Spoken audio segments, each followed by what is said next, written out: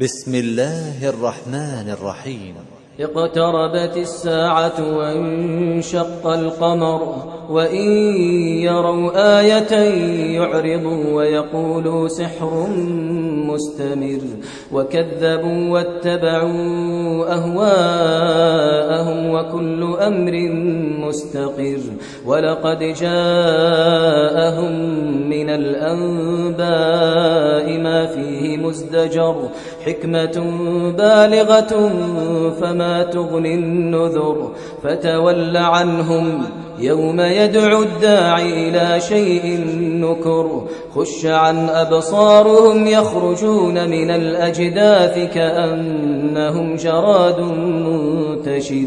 مهطعين إلى الداع يقول الكافرون هذا يوم عسر كذبت قبلهم قوم نوح فكذبوا عبدنا وقالوا مجنون وازدجر فدعا ربه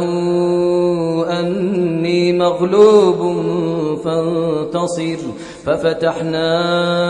أبواب السماء بماء منهمر وفجرنا الأرض عيونا فالتقى الماء على أمر قد قدر وحملناه على ذات ألواح ودسر تجري بأعيننا جزاء لمن كان كفر ولقد تركناها آية فهل من مدكر فكيف كان عذابي ونذر ولقد يسرنا القرآن للذكر فهل من مدكر كذبت عاد فكيف كان عذابي ونذر إنا أرسلنا عليهم ريحا صرصرا في يوم نحس مستمر تنزع الناس كأنهم أعجاز نخل منقعر فكيف كان عذابي ونذر ولقد يسرنا القرآن للذكر فهل من مدكر كذبت ثمود بالنذر فقالوا أبشرا منا واحدا نتبعه إنا إذا لفي ضلال وسعر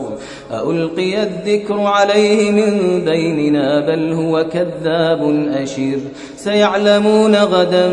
من الكذاب الأشر إنا مرسل الناقة فتنة لهم فارتقبهم واصطبر ونبئهم أن الماء قسمة بينهم كل شرب محتضر فنادوا صاحبهم فتعاطى فعقر فكيف كان عذابي ونذر إنا أرسلنا عليهم صيحة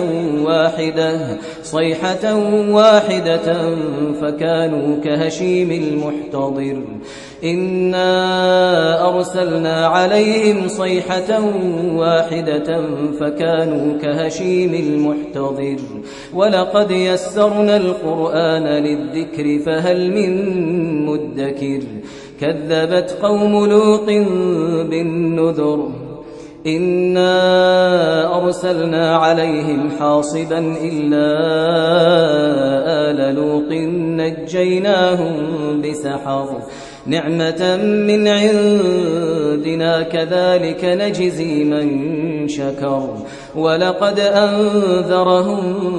بطشتنا فتماروا بالنذر ولقد راودوه عن ضيفه فطمسنا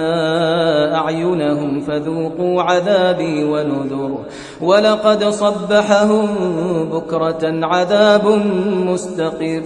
فذوقوا عذابي ونذر ولقد يسرنا القرآن للذكر فهل من مدكر ولقد جاء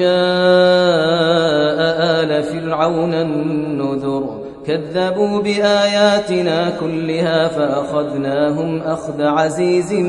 مقتدر أكفاركم خير من أولئكم أم لكم براءة في الزبر أم يقولون نحن جميع منتصر سيهزم الجمع ويولون الدبر بل الساعة موعدهم والساعة أدهى وأمر إن المجرمين في ضلال